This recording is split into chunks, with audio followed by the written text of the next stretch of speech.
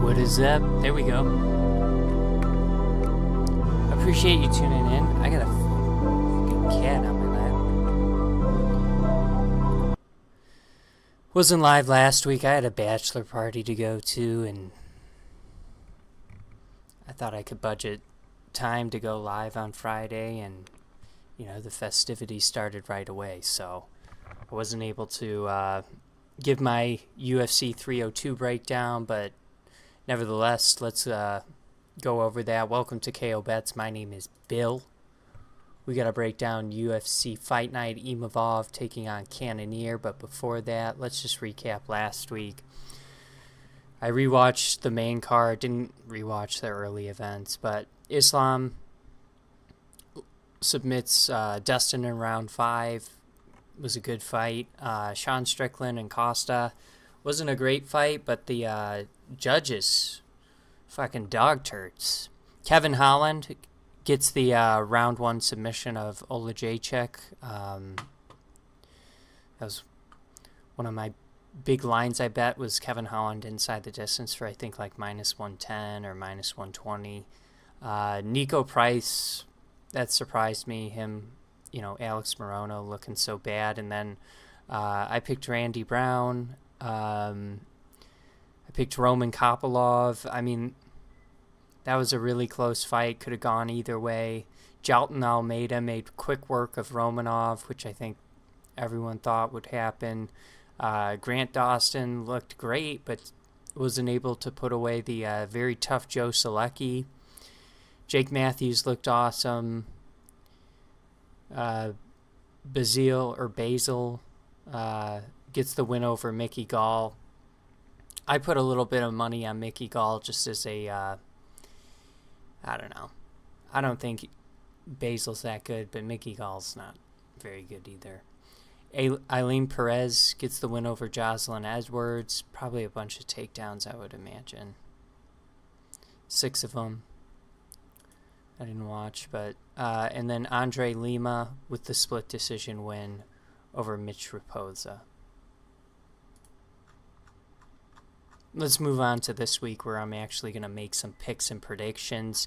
We got Cannonier versus Imavov. First fight of the night, Ryan Dos Santos taking on Puja Tomar. Before I get started, please like the stream, subscribe to the channel. I appreciate the support tremendously. I go live every Friday typically to break these fights down for the next day. You know, the fights are always on Saturday. Dos Santos 14-7. Puja's making her debut. I think she does have a loss professionally. We can just pull up the SureDog. And SureDog has her listed at 4'9", which is nuts. 8-4. She's a good puncher. Good on the feet, but there's a glaring hole in her game, which is the takedown defense and the ability to navigate a fight safely from her back. So, yeah, I mean, Dos Santos, I believe, is a heavy favorite. -345 line. I gotta go with her just as the more well-rounded fighter in this fight, and with the clear path to victory, given the holes in Puja's game. So, give me Dos Santos. Does she get a submission? Perhaps. I'm doing a stiff gin and tonic. Yeah, 8 submission wins, 3 submission losses. Let's go with the submission. 3 out of 4 losses via submission. Let's go with the submission for Ryan. I'm not touching -345. Odds makers like the decision, but let's go with a little bit of a value play in the submission there. The next fight is Cody Stamann taking on Taylor Lapilus. Cody Stamann, really good grappler, decent cardio, decent output on the feet, but I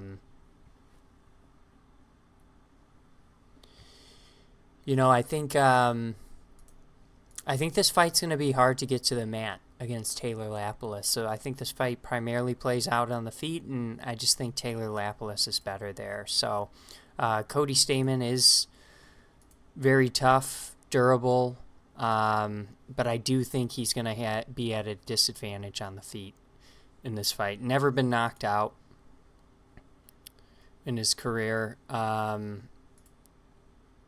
Yeah, I kind of like the Lapilus decision here. Lapilus is the minus 278 favorite. Odds makers agree. They like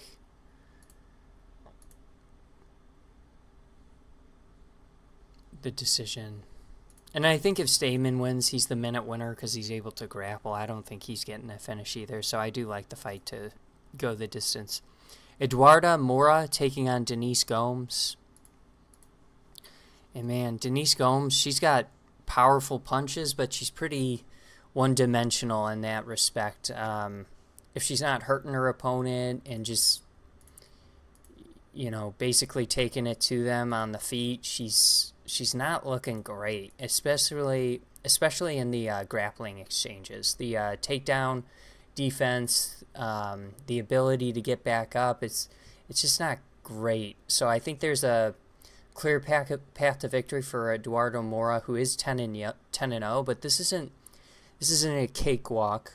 She's got to be careful on the feet. Every fight starts on the feet, and she's kind of hittable, So I got to go with Moura, just as the more well-rounded fighter, the better fighter. I think she wins this fight. And probably makes it look easy by taking the grappling approach. But, she keeps that chin up high, and, a round one knockout for Gomes wouldn't surprise me. But, yeah, let's go with Moura to get it done. I like the decision. Let's just look at the stats on these two fighters. 9 out of 10 wins inside the distance. I don't think she's knocking out Gomes unless she gets top position and it's like ground and pound. And then Gomes 2-2 in decisions, never been submitted. Yeah, give me the decision for Moura.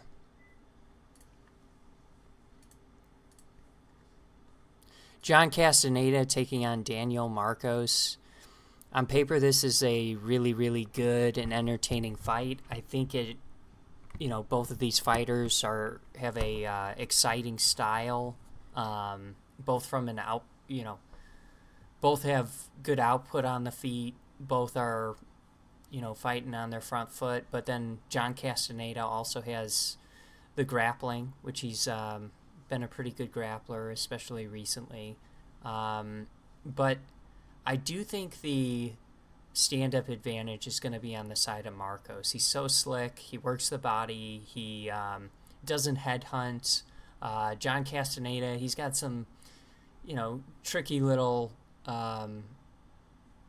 things he'll throw out there. Punches hard, likes the high kick. But, I think Daniel Marcos is going to be able to, if he's taken down, get up right away, and I think he's going to have an advantage on the feet and be a moment winner in that sense. So I'm going to go with Daniel Marcos to get it done, probably a decision here. But I just view this as, I really like this line for Daniel Marcos at minus 130. I'll probably try and attack that. And then, I like the decision win for him. Castaneda is tough, does have a good chin. We can check his tail of the tape. 2 knockout losses. Massive knee to Santos. So it's, and then a loss to Matt Brown. Wow. 2 of them. Yeah, give me Marcos. Probably just I'm gonna go with a decision. Brad Katona taking on Jesse Butler. Brad Katona's the biggest favorite on this card at -700, and it's just because he's going to be a way better striker than Jesse Butler. Jesse Butler, good frame, coming down in weight, but I don't really see him being able to implement a grapple heavy approach. I think Brad Katona's has a high enough IQ where he knows better and will keep this on the feet. And I don't know if he knocks out Jesse Butler. My gut tells me no, so this will go to a decision. But I like Brad Katona here. I guess if we're looking to reduce these odds, the KO or decisions at -360. I can't hang money on -700 Brad Katona. It's too ridiculous. But I guess I like the decision for him in this spot. And looking at his recent fights, he's not really knocking. He's never really been a knockout artist. Last knockout win was his debut back in 2014 with a body shot. So yeah, give me the decision in that spot. Andrea Lee, and then what Jesse Butler does well, probably grappling here, but I just don't see him being able to implement that approach. Andrea Lee taking on Montana De La Rosa. Who, in the grand scheme of what's going on in women's MMA, this is a very insignificant fight. It's like on a great card if we're comparing it to Meatloaf. You got your beef, right? Your protein up here. And then you even got some interesting flavor, right? Maybe you put a little onion in there, right? Onion's great and everything. I know it gets a bad rap. Probably because of Shrek, Or maybe because of the bad breath aspect. Maybe a little garlic in there. Yeah. Some salt and pepper. Breadcrumbs right here. Filler. And that's just, that's not because it's women's MMA. That's just because of the two fighters. We got a combined 7 losses in a row, I think, heading into this. Both of them are on losing streaks. So they did fight, I think, back in it was a while ago. Maybe mid-2010s, like 2015, 2016. And Andrea Lee won that fight. But she's getting old. And Montana De La Rosa is the younger fighter here. I think De La Rosa is going to want to grapple in this matchup. I think it's going to be competitive on the feet. It's a good fight to stay away from, especially if it's going to a decision, because it could be split, it could be a draw, and I think there's just a chance you'll be disappointed, right? So I'm going to pick Montana De La Rosa, but if you go with Andrea Lee, I can't really blame you. I'm kind of just banking on De La Rosa as the dog money here to basically show up in a pick'em, make this competitive, get some takedowns, be competitive on the feet, and just shows that she's leveled up from the last time they fought. But yeah, not gonna touch the line. I guess probably everyone likes the fight to go the distance. Yeah, -330, so probably a line I'm gonna stay away from. Charles Radke taking on Carlos Prates. This is an interesting fight because I think Prates is so slick on the feet, but the volume wasn't there against Trevin Giles in his last fight. He did score a knockout. He's got incredible power. He's accurate. But yeah, the volume's not there, and that's not really something you got to worry about with Charles Radke. his approach is to win minutes. It is to be a, have output, mixing takedowns, and just be a well-rounded fighter that wins minutes in there. So this is an interesting fight. I've kind of been back and forth on it, but I think I'm going to settle on Prates to get it done. He is the heavy favorite. I mean, Radke's not a bad pick, though, if you like this one going the distance. He's 3-2 in decisions. Prates is 2-1. I mean, based on the last fight we saw Prates in, I mean, I don't know how he ever wins a 15-minute fight, but yeah, this should be a fun one. We've got 6 out of 9 wins inside the distance for Radke. 16 out of 18 wins inside the distance for Prates. I guess I'm going to say Prates hurts him, gets the knockout at plus 100, but I don't think the Radke decision is a bad hedge in this spot. The next fight we've got is Thiago Moises taking on Ludovic Klein. I've been super impressed with Ludovic Klein recently, and I picked against him at least once. I think against Ignacio Bahamondes, and he looked, I mean, the dude's world class on the feet. He looked incredible in that fight. And then, yeah, just putting together a really nice streak after kind of struggling out the gate in his UFC career. Tough opponents, though. Nate Landwehr, Trezano. But definitely is looking really, really good in the octagon. I really like him in this spot against Thiago Moises. Yeah, we can say Thiago Moises is going to be the better grappler in this fight. But Ludovic Klein's done a great job of staying on his feet in his last fights. And, I don't really view Thiago as like a very persistent grappler. I think he will shoot for takedowns in this fight, but I think Ludovic Klein is able to keep it standing. Very good takedown defense on paper. And I think he's able to hurt Thiago Moises on the feet and maybe find a knockout win. Because Thiago Moises is... all this hair.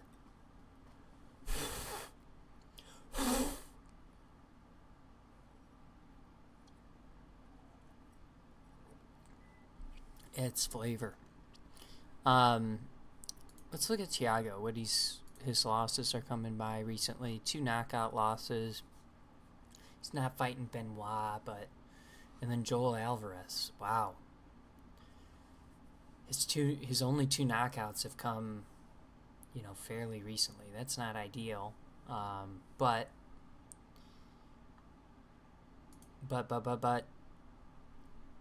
yeah, you know what? I think Ludovic Klein can put him away. I'm going to go with the Ludovic Klein knockout, but I also like Ludovic Klein to be the minute winner here. Yeah, I really like the minus 135 line. Did I just see that? Yeah, I love that. I think Ludovic Klein wins this fight.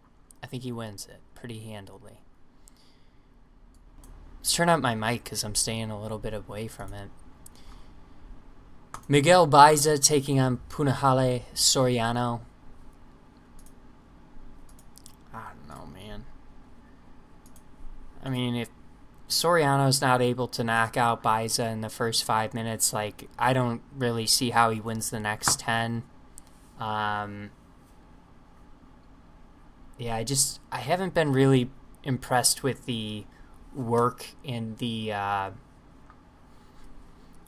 that Punahele's put in, cardio wise, it's not like he's no spring chicken, he's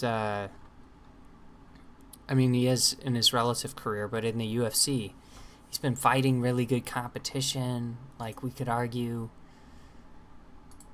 maybe Baiza's a step down in competition, but yeah, I mean, Baiza's going to be the minute winner outside of round 1 in this fight.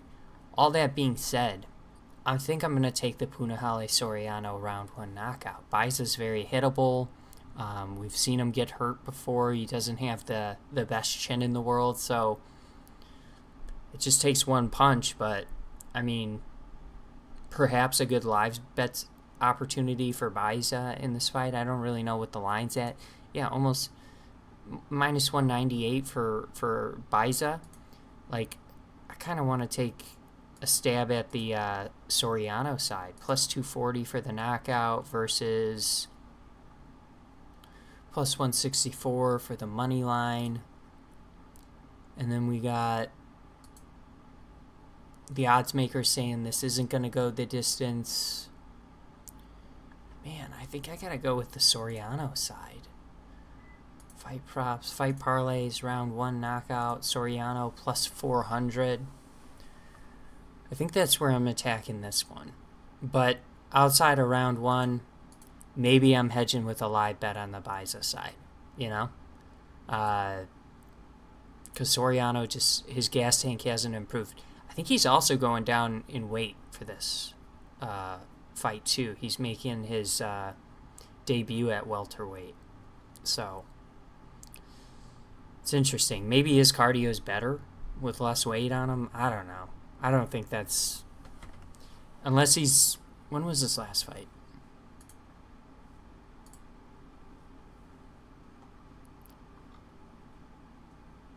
...2023... half a year ago. I mean, maybe he's gone through that transformation the right way where he's worked hard so he's not cutting 10 more pounds in addition to what he was, but man, a lot of stuff working against Soriano here. It's just this gut feeling. We've seen Baiza hurt before. He's very hittable. Round 1, Soriano's so dangerous and is definitely able to carries power and is able to put people away early. And then on the decision side for Soriano, he's 1-2 in decisions, so no one likes watching him in a 15-minute fight. Julian Marquez taking on Zachary Reese. Julian Marquez and Zach Reese, high finish rates for both of these guys. All their wins inside the distance, so we're going to assume this one's going to end inside the distance. And I don't know, when we saw the debut of Zachary Reese and even Contender Series fight, like, he's getting hurt in there. And I don't know, even though he's winning, like he won the Contender Series fight, it's not the best look. So, man, eventually that catches up to you and you start losing fights at higher levels. So I'm going to go with Marquez here. I just think he's the more well-rounded striker. On the mat, I don't really have a good read or advice to give you if this fight goes to the mat. I will say Zach Reese has got a good frame, and he does try and find submissions from his back, but I really don't see him being able to, offensively wrestle in this unless he just shows an entirely different approach where he walks into a fight with a game plan to do that. So I got to roll with Julian Marquez just because I think he's better. That's my read on this. I think Julian Marquez could probably piece him up and knock him out. So that's going to be my pick here. He is the favorite at minus 135.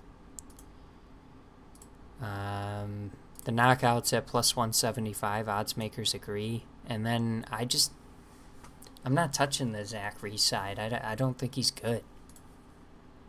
He's got 7 professional fights, less experience. I guess he's a bigger dude, but he gets cracked in every fight. And I think if he gets cracked here, I don't see him winning. So Bruno Ferreira taking on Dustin Stolfus. Man, I'm just like not a big Dustin Stolfus fan. He's got a well-rounded approach, but I mean, being in there against Bruno Ferreira, I'm seeing a round one knockout for Bruno Ferreira. That's what my crystal ball is telling me. And we've seen Stolfus get cracked. We've seen him hurt in the octagon before. Has he lost via knockout? I mean, the dude wasn't winning at all when he came in, but somehow he's done enough to stick around. Yeah, probably would have gotten dusted by Joe Pfeiffer if not for the arm injury.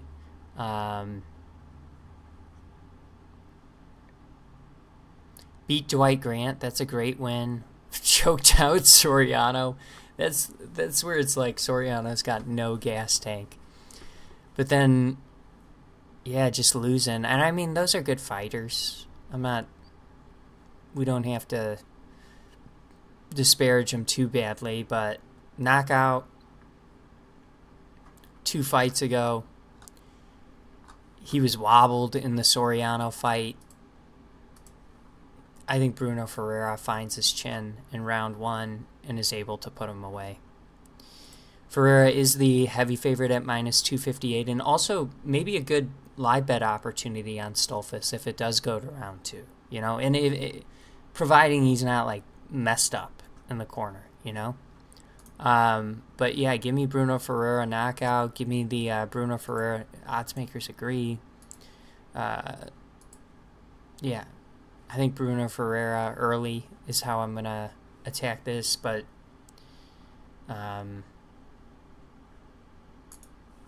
yeah, it could get interesting, I guess, if it gets outside of the first round.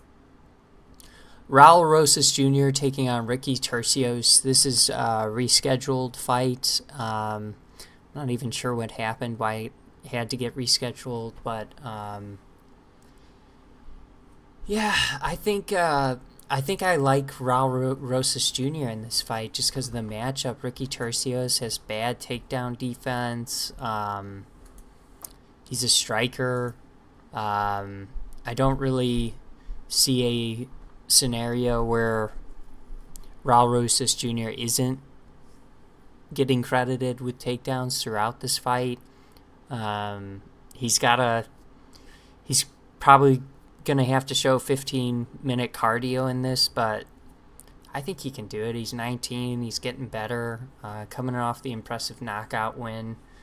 Yeah, give me Raul Rosas Jr. here. Probably a decision, but yeah, no submission losses for Ricky Tercios. Probably a decision, but a unanimous one, and I think it'll be an impressive victory for Raul Rosas Jr., who's the heavy favorite at minus 238. And odds makers like the decision as well. The co-main event is Dominic Reyes taking on Dustin Jacoby. And this should be an entertaining fight, for as long as it lasts. If it goes 15 minutes, that'll be the first time Reyes has gone 15, minutes since, I think, the Jones fight. We can't, Reyes is coming off of 4 straight losses, but he's fighting against studs. Jones, I'm just having brain fog right now.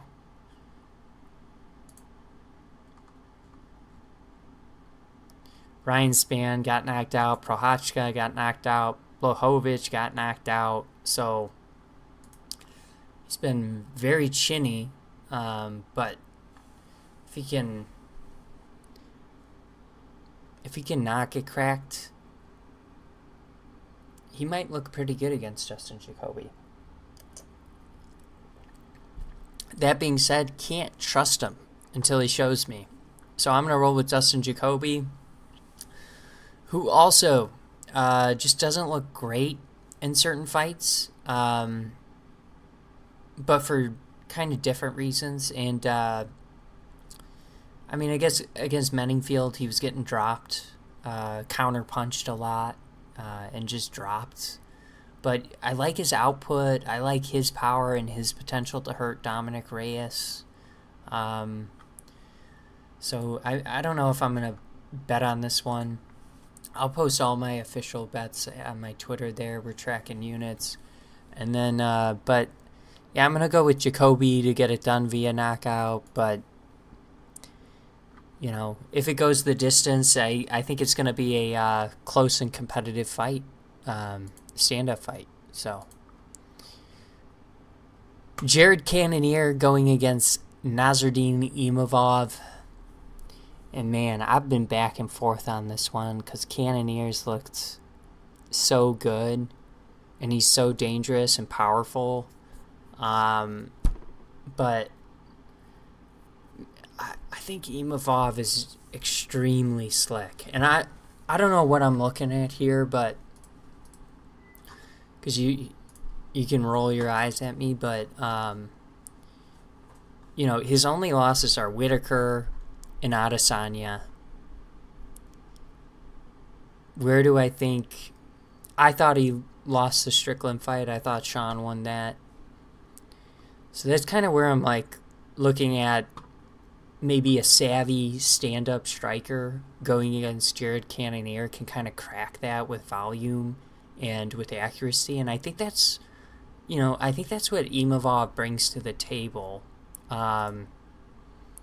He had a loss to Strickland as well, no contest against Curtis, but he was looking way better in that fight. And then I thought he looked really good against Roman Dolidze. I don't really know how it was a majority decision, but yeah, I've been kind of back and forth on this fight, and I think I'm settling on Nasruddin Imavov. I like his output. I like his, I guess, footwork, elusiveness, how he's setting stuff up, and I don't know how this is going to play out, but if I had to make a wager, I think it's going to be a decision, and I think it might be a little bit boring. And I think that might result in, you know, close scorecards, ultimately. So I'm rolling with Nasruddin Imavov in this fight. He's the, I guess he's the slight favorite now. And, yeah, I think he gets it done via decision, personally. I think if Cannonier wins, he probably gets it done via decision too, but...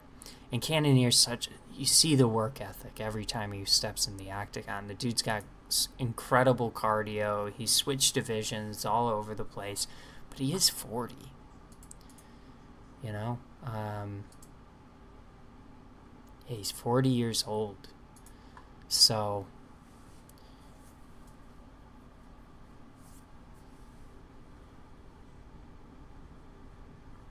I don't know. I'm rolling with the Imavov decision. That's my pick. In other news, Roaring Kitty, GameStop, AMC, we're back. We're back. I know he does specifically GameStop. I'm not, but I do both. So who's better? You know. But he's back. I recommend you watch his stream. It's on YouTube. It's just, you know, you got to be opportunistic, but I think he gives some good insights as to why he invests in GameStop. And, like, if you're... Yeah, they were pulling him up on CNN, and it's just the world... It's a hilarious video. This is his profile. Right? This is his profile. Oh... It's some...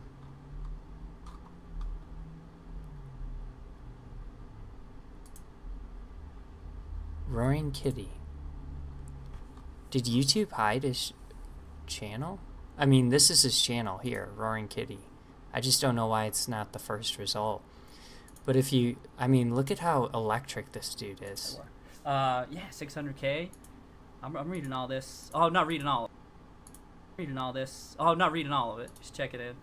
Give me some prompts. You know? to roll with it. The dude's... Oh, damn. Oh, he's live right now. No, he's not. So, still. Why is it not... I wish I had, I know, well, this isn't really a traditional stream, I suppose. Because a traditional stream... Is he back live right now?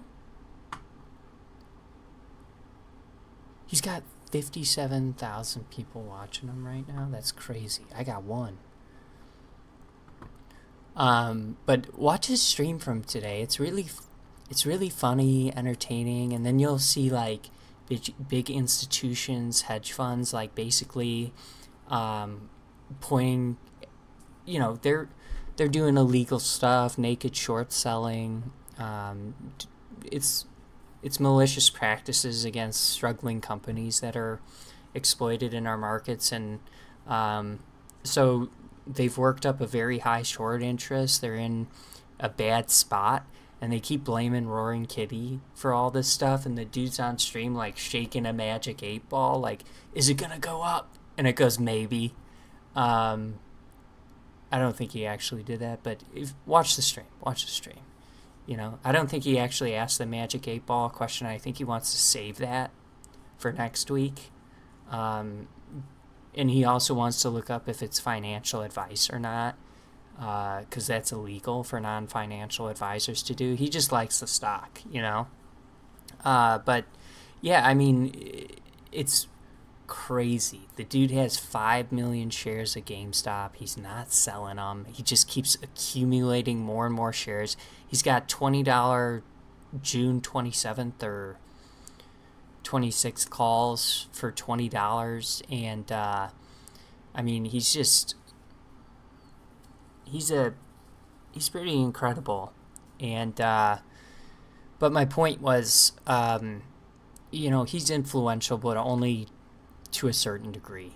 This is market dynamics playing out, market shit playing out, and you know, if Jim Cramer can go on whatever channel he's on and tell you what to buy and sell and just give you horrible financial advice just because he's an accredited financial advisor, but at the same time there's a conflict of interest because he takes money from institutions to help them exit positions and help depress the share price of certain stocks.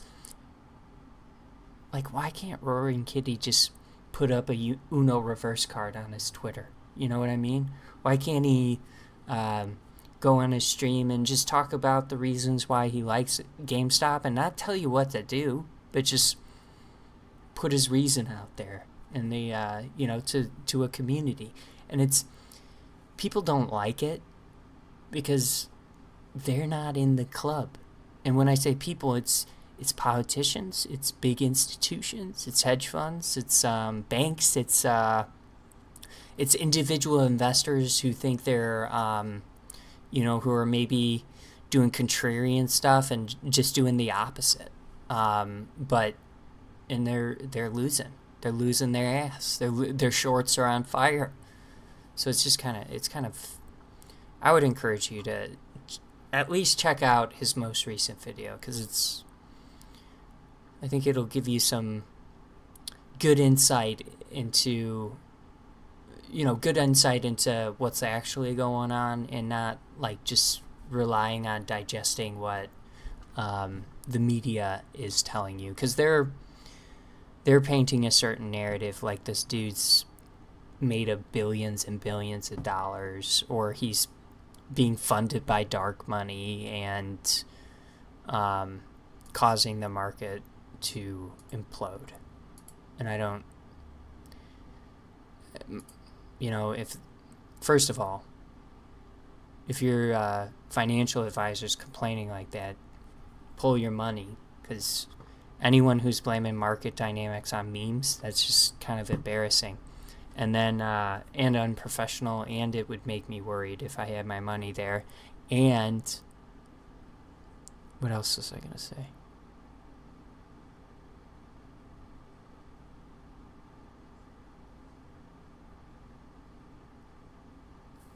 I don't know, it's just embarrassing.